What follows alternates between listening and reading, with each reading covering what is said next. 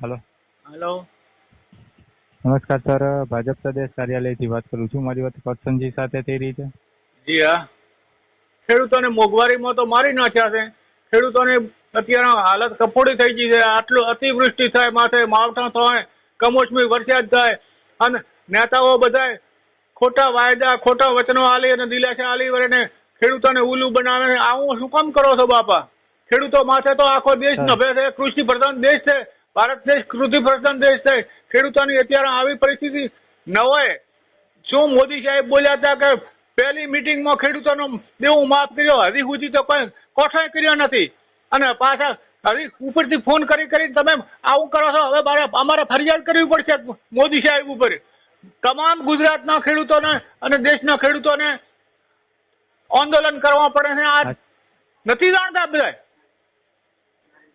thank you sir not કરી લઉં છું આવો તમે શા માટે કરો છો ખેડૂતોને શું દુશ્મનાવટ કરી છે તમારાથી અને તમે ખેડૂતોને કેમ દુશ્મન માનો છો ખેડૂતોનો મત લઈ અને ખેડૂતોને છેતરપિંડી શું કામ કરો છો થેન્ક યુ સર તમારા બાપની જાગીર માંથી હાલવાના છે તમારા બાપની જાગીર માંથી હાલવાની હોય તો કોણ કે મોદીનો દામોદર બાપ કોઈ દેશમાં જાગીર મેલીને ગયો હતો રમનું તમે આવા ખેડૂતોને શું કામ ઉલ્લુ બનાવો છો નલાયકો મારે 100 વર્ષની ઉંમરે હવે અત્યારે તમને ખોટું મારે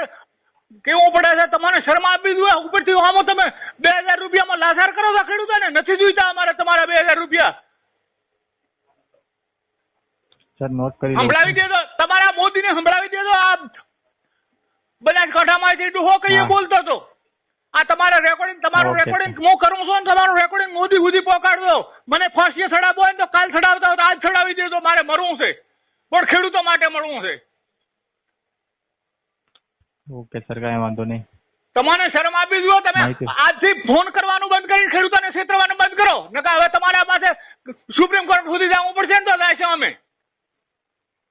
ઓકે સર માહિતી બદલ આભાર સર આપનો કરો છો અને મારા ઉપરથી પાછા ખેડૂતોને ઘરે ઘરે ફોન કરીને સમજાવો છો તેને ઉલ્લુ બનાવવા નીકળ્યા છો તમે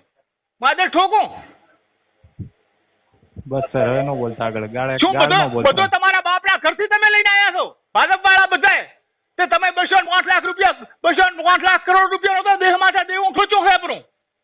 અમારે તો વેચે આપણે ભિખારી કરી નાખ્યા આમાં તો